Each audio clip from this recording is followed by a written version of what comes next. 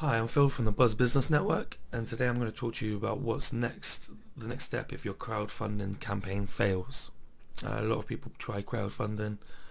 It's like a little mini business basically. You need to market it well, and you need to get people to buy into it, or it will fail. And if it does, here's what you can do. What steps do you take if your crowdfunding campaign fails, you don't reach your fundraising goal?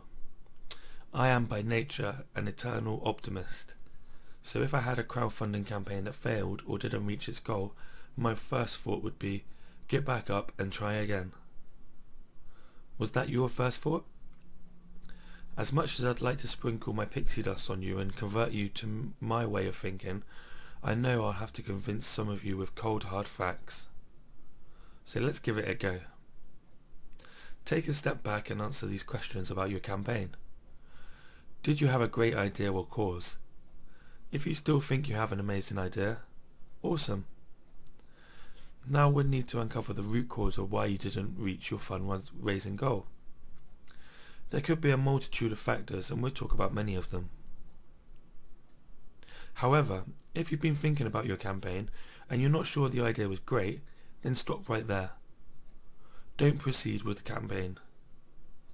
Go in a different direction, or wait until another brilliant idea pops into your head. Were you with the right platform? All crowdfunding websites are not the same.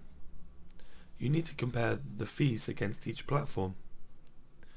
Does your platform let you keep all of your donations or just the amount if you reach your goal? Does your platform have a restricted timeline that you have to raise money within?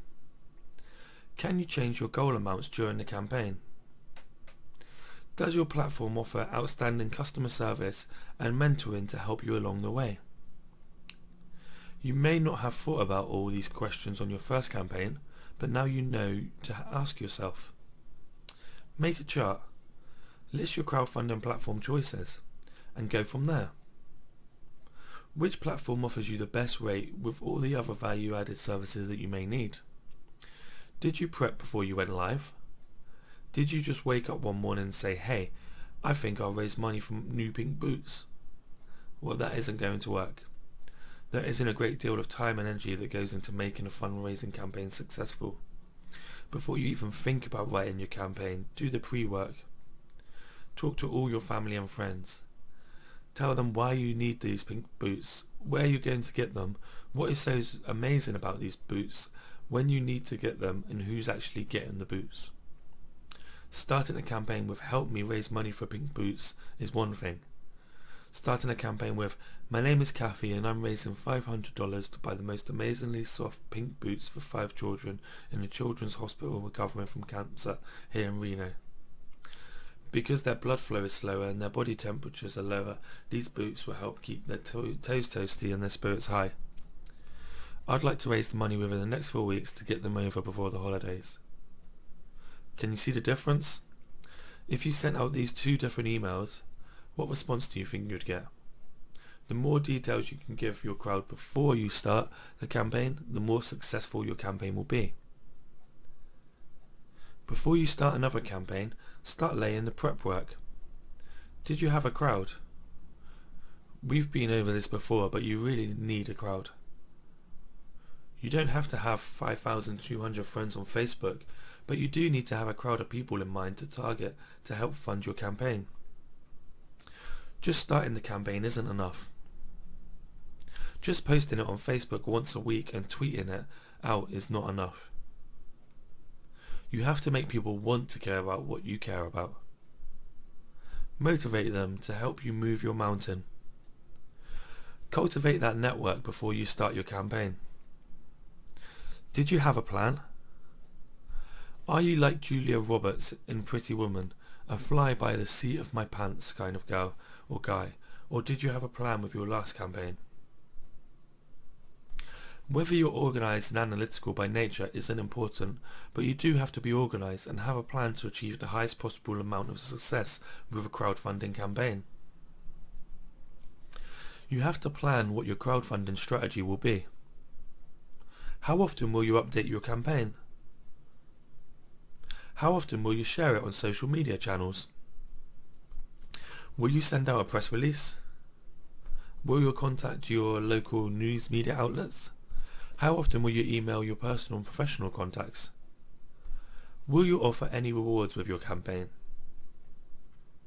How will you thank your backers? If you receive feedback from friends and family about your campaign, did you change anything about your campaign? Was your goal attainable and relevant?